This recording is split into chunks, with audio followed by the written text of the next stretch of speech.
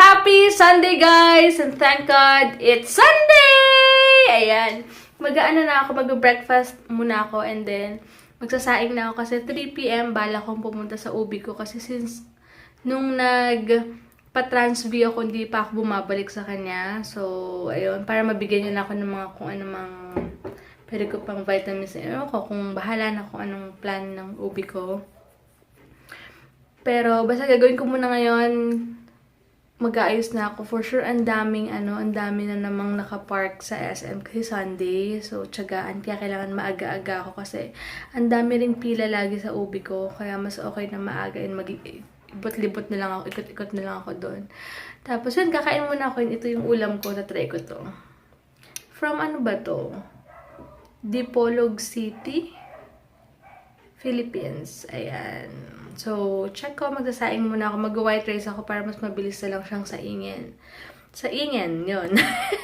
Sige guys, mamaya na lang. Ayan, finally nabuksan ko na siya, kaloka. Hindi to nakakain para hindi ganun kalaki yung hugasin ko. Ayun, pupunta sana ako ng OB, kaya lang mag-uwan na, tapos parang ulan pa. Tinatamad ako, baka next week na lang, papahinga na lang muna. Papahinga na lang muna ako. 3 to 5 kasi siya, kaya lang naisip ko kung babiyahe pa ako ang traffic na naman. Alam mo na dito, ang traffic, diba? Parang bluish yung ilaw, hindi ko alam kung bakit. Pero baka this week na lang siguro. Ayan guys, tapos na akong mag-ayos. Kaya nahanap ko yung lipstick ko. Dahil gamit ko ngayon, light pink naman siya. Wait lang. And ito pala from Ate Cherry to. Yung necklace ko, super cute, diba? Pang pag simple lang. Kasi simple yung suot ko ngayon eh. Ano to? Wait lang. Pure! Ano ba yan? Anastasia Pure Hollywood Liquid Lipstick. Ayan, pure naman. Pure Hollywood siya. Okay na siya kay super light pink lang. And gamit ko ngayong eyeshadow is yung MAC na bigay ni Diana dati pa. So, buti nakita ko siya. Kaya, tinry ko lang. And, naka-Revlon Whip foundation ako ngayon. Tama ba? Liquid. Ay, yung mousse niya. And then, powder is L'Oreal. And then, yun nga, kilay ko Nichido. Tsaka yung Class A na naked na ka-color ng hair ko, na okay lang siya sa blonde. Yun, magka-5 na guys, salis na ako. Baka mahirap naman yung parking sa Festi. Alam mo na lagi naman ganon. And yun, baka pauwi na rin si Heinz. Hindi ko pa sure kasi may mga meeting pa. Pero ewan ko, sana humabol siya. Hey guys! Ayan, medyo basa-basa pa yung buhok ko. Ay, ito pala siya sa natural light. Yung pagka-pink niya, light pink lang siya. And may nakakita pala kay Basti sa SM Center Las Piñas sa grocery kasi sila daw ni Mami. Tapos may nakakita daw sa kanya. So, hi sa'yo. Nakalimutan ko yung name pero basta sa Chris something yung name. Hi sa'yo. Thank you so much sa panonood. Nahiya pa daw siyang i-approach yata si Bestie kanina. Or parang natatawa daw yata siya. Nakita niya sila Besties. Nagtataka daw sila Bestie. Bakit daw parang natatawa or something. So, ayun. Thank you so much sa panonood ng vlogs namin. Ayan, alis na ako and baka mag-merienda na lang ako mag-merienda. Ayan, may nakita akong mais. Kaya bumili ako. 25, dalawa na daw. Dapat daw 26. So, 25 na lang. And punta na ako ng Alabang.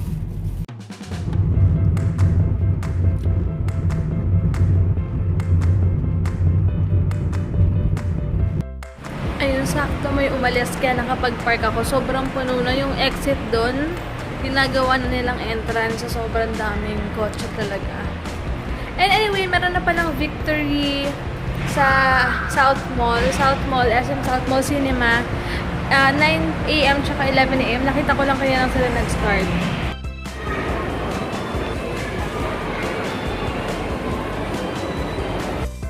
Ayun, sakto. Pauwi na rin daw si Heinz. Hey guys, hindi na si Heinz. Hey ka muna. Hi. Wala na namang yelo yung sa Zago. Mag-aantay pa. Maya pa. Oh man. What's up? Nakaabot siya, kaya mapapanood namin si Warren mamaya tatagtog. 357 ba? Tama ba? 357. Saan? Lapit mo sa Facebook. Ayusin ko mamaya. May dumi daw dito ka. Ayan, may gift daw sa amin sa April from Korea. Yung isa sa team niya. Muna wala pa ata. Wala, naiwan niya siguro sa table niya.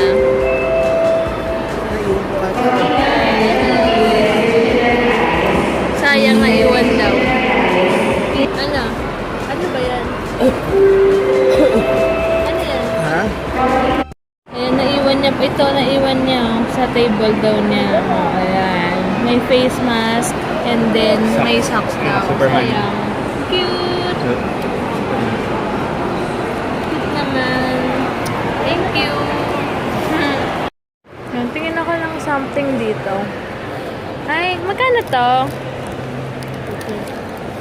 Ayan. Gusto ko to eh. Tsaka...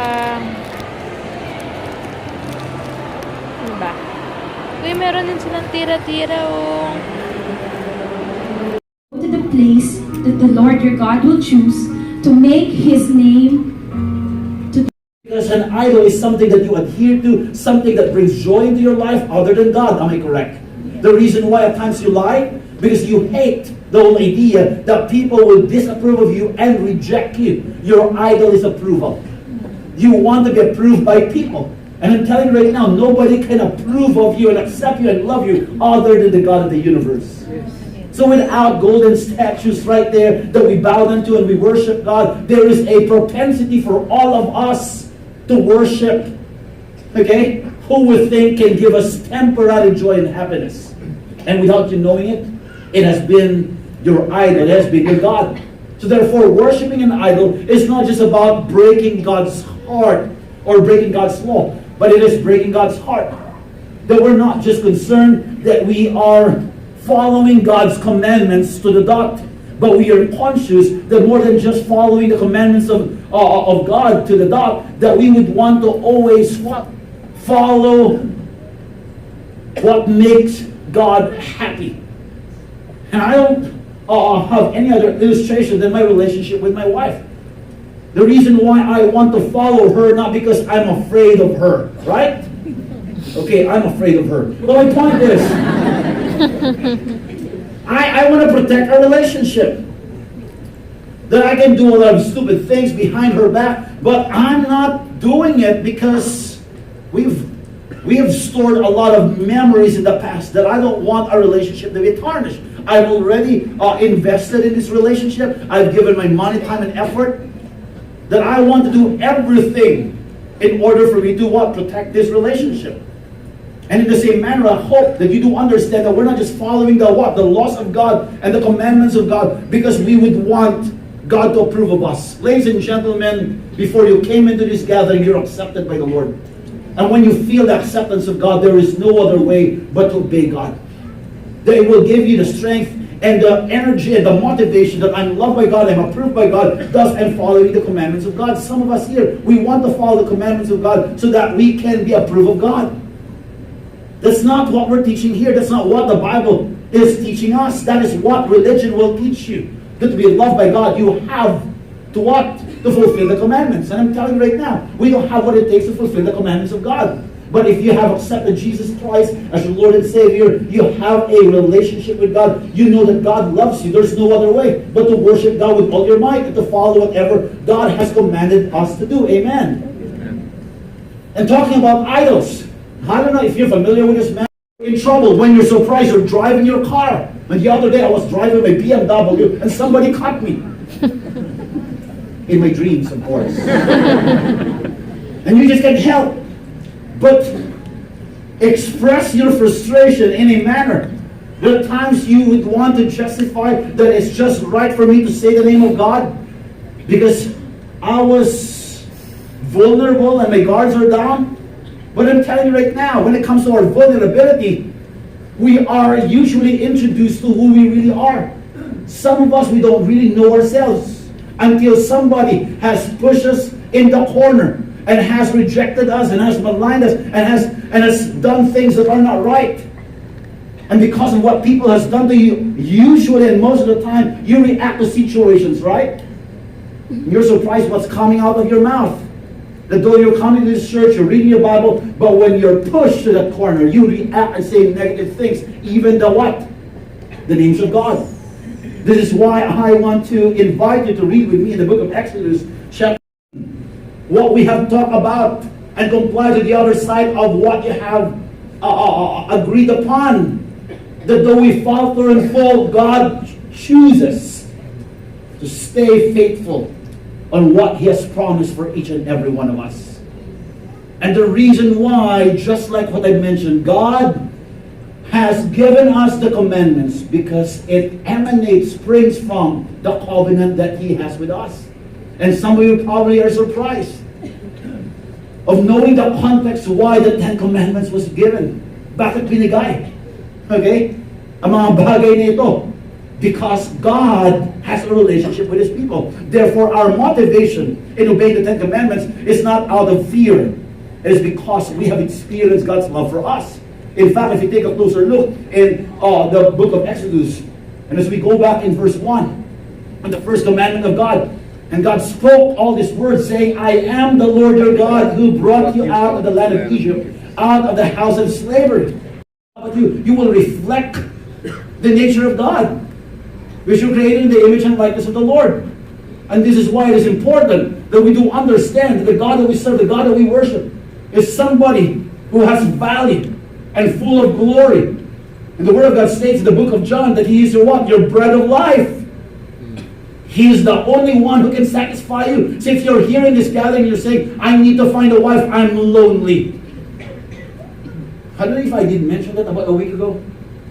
That some of these people that I talk to, the reason why they're getting married because they're lonely. If you're lonely and you plan to get married, I can guarantee you one thing. From loneliness, you will be depressed. Because marriage will not solve your loneliness. It is only in Christ that we will find joy. So He is our satisfaction. He is our bread of life. He is the light of the world. It is the reason why at times you just get help. But expose yourself. And you become vulnerable and transparent with your life and the things that you're running away from. Because God wants to shed light on the things that are really dark in our lives. He is the door. He is the good shepherd. He is the resurrection and the life. He is the way, the truth, and the life. He is your true vine. You're always connected with God because of what Jesus did on the cross. This is the reason why we find the light and we find really value in who God is. And if you don't understand the value of God, you just can't use the name of God. That when you hit your toe and you're suffering from pain, you just don't say, gosh, gee. Because you do understand the value of God's name. And in the same chapter, God spoke all these words saying, you're backbiting people. You're in this church and you're coming to this church, but when it comes to how you interact with the people in this room, you tend to talk about people's lives. You can't even fix your life. And of course, you can't fix your life. Only in Christ that you can fix your life. You love to gossip. Alam mo, nakita ko sila, madilim. Sa ilalim ng punong kahoy, nakakasya. I mean,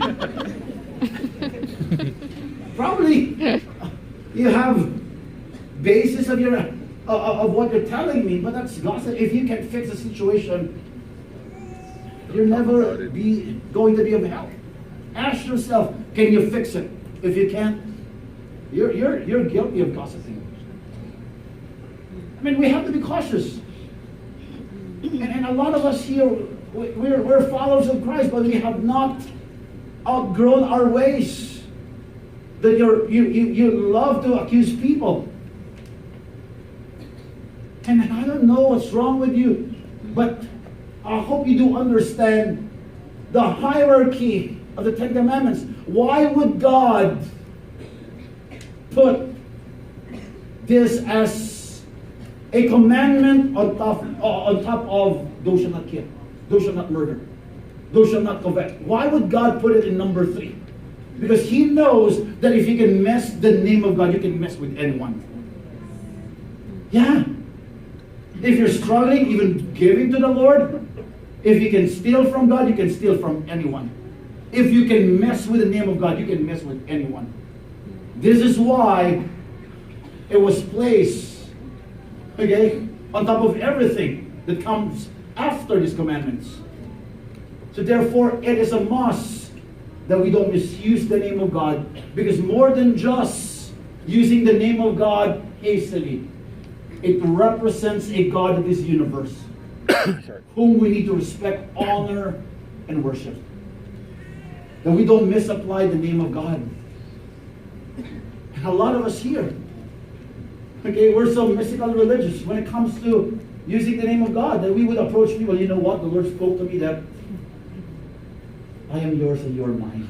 And then you don't use the name of God. The Lord told me that tayo na. Ano tayo na, okay? We use the name of God. The Lord spoke to me that you're a gift to me. Will you take me? I mean, why would you use the name of God and misapply the name of God? Some of us, we would misapply the name of God, and every time that we do things, we are so mystical that we should have to couple it with the name of Jesus. I mean, there's nothing wrong using the name of the Lord when you know how you need to go about it, but most of the time, every time that we feel something in Jesus' name. Demonyo in Jesus' name, in Jesus' name, in Jesus' name. You saw your face in the mirror this morning, in Jesus' name, it's me.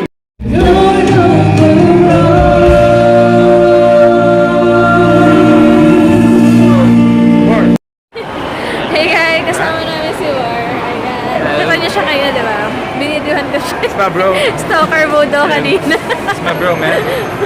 Stalker mode yung pag ko It's my bro. kanina. It's my bro. Oh, paulit-ulit. It's my bro. He plays the keyboard. Punta kami ngayon sa subway. He plays the keyboard like he has a demonic force inside of it. Demonic talaga. Sa ano. Kayo lang naman eh. Hey guys, in order nila is ano, nag-vlog din si War. Cloud and Claire yung channel nila guys. Huwag niyo kalimutan mag-subscribe and mag-like sa mga videos nila. Pero ako ito seko pala dito. Hindi ako kakain kasi meron ako yogurt sa bahay. Tsaka nagda-diet nga ako, diba? Diet talaga. Hindi. Kailangan ko lang mag-lose talaga ng weight at least. Ito lang. Busag ako. Diet. Yes. Kailangan ko kasi mag-lose ng weight, diba? At least siguro mga 10 pounds, mga ganun. So, kailangan ko talaga mag-ano. Ayoko talaga. Ha? Instagram ba yan? Lang. Yes, ayan. Parang ang bilis to kasi last year na si General Luna nadan daw. So, vlogging. Boy, pull-ups muna dito. Vlogging mode. Ayan, punta na kami ngayon sa ano. Di ba yung parking ko doon na naman sa pinakababa. Grabe.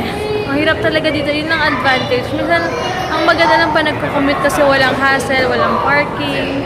Pero yun nga, pag may coach, pag Sunday dito, super duper kasi sobrang puno yung parking. So yun guys, bye na kami finally. Thank God sa araw na to, nakaraos, nakapagsimba.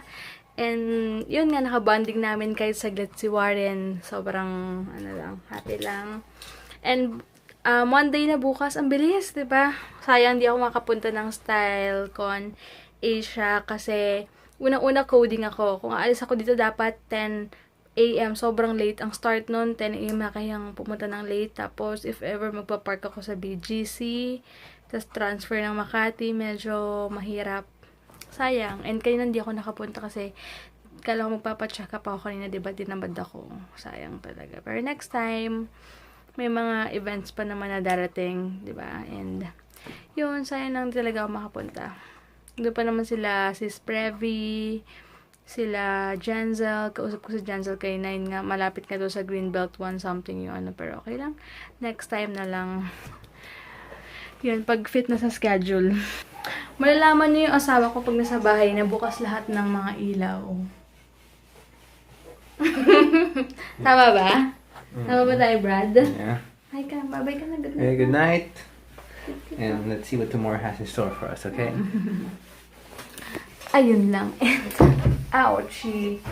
Ayun, pala dinala ko na tong headband ko kanina. And in fairness, ang ganda talaga ng keratin. Mabango siya sa hair. And nakalimutan ko mag-spray ng Clariel kanina. Clariel. Okay naman yung buhok ko, medyo mabango siya, tsaka malambot. And sila mama nasa Batangas ngayon. Meron si Dadag sa parang something sa may speech siya doon. Kaya kasama si mama 9 days sila. And then may bonding kami nila Tita Des this week. May dinner kami kila Tita Beck. Galing sila Tita Des, galing Cagayan, Cebu, and Bora. Ayun.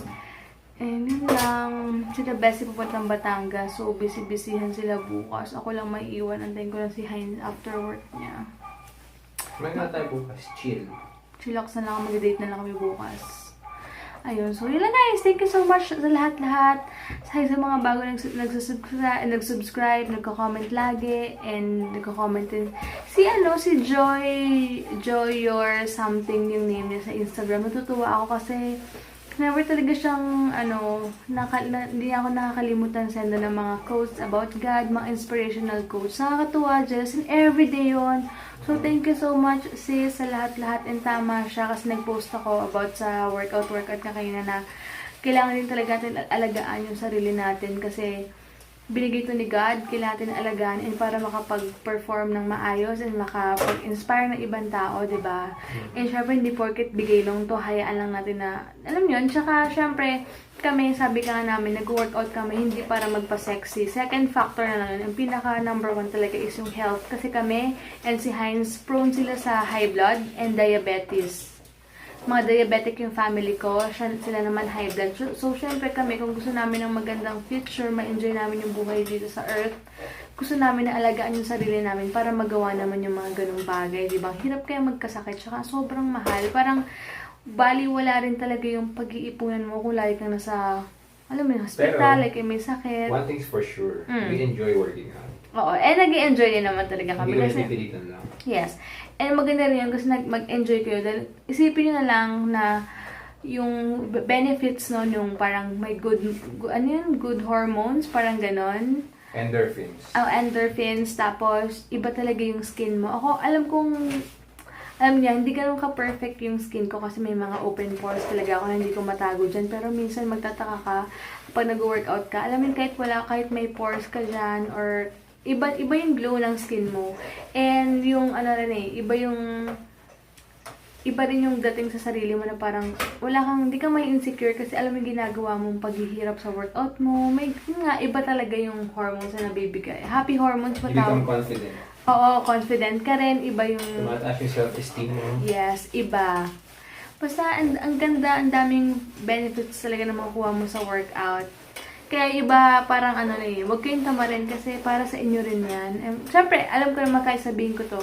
Sabi nga ni Bestie, sarili niya pa rin talaga ang mag-decide. Tsaka nothing worth having comes easy. If it was easy, then everybody would have been doing it. Yes, correct. Diba? Galing talaga nito eh. Hindi ko lang mapakita kasi nakabrief lang eh. Namamalaan siya kasi. Ipakita mo! Basta iba talaga guys. Kasi ako una-una, dati sobrang chubby chicks ko. Iba talaga. Naalala ko pa dati yung si Hines mag-workout siya. 6 a.m. Ako tulog pa. May Chris TV pa nun, di ba? Yeah. Nanood na sa bahay lang ako. Pero nung time na motivate na ako mag-workout, ay iba talaga. Ibang-iba yung pagbabago. Although, minsan akala ko parang antaba ako, yung laki-laki ng braso ko. Pero, iba kasi yung taba na fats talaga, tsaka yung muscles. Alam mo yun, iba. Tsaka, grabe, ang sarap lang ng feeling talaga after workout, yung toxins mo lumabas. Tsaka sabi ko nga sa inyo, di ba? Thank God, kasi 5 years ako nag-pills or 6 noon, tagal rin, di ba?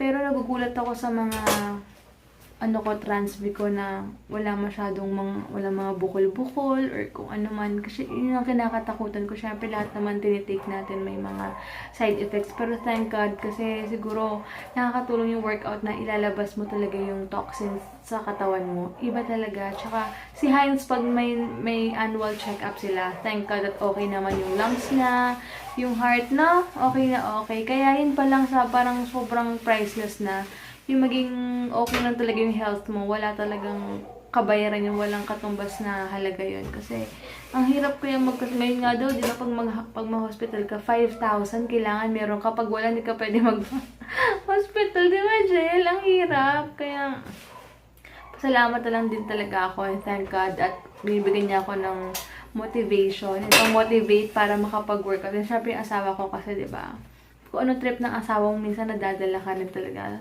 Kaya pasalamat ako kasi walang bisyo tong asawa ko. Talagang gym lang talaga. Kaya support na lang din. And ako rin naman nag-enjoy talaga ako. Sobra na sa boxing. Iba talaga. As in, ibang-iba. So yun guys, sobrang tired na ako. So wala na akong maisip. Bukas na lang. Thank you so much talaga. Napahaba naman yung daldal ko.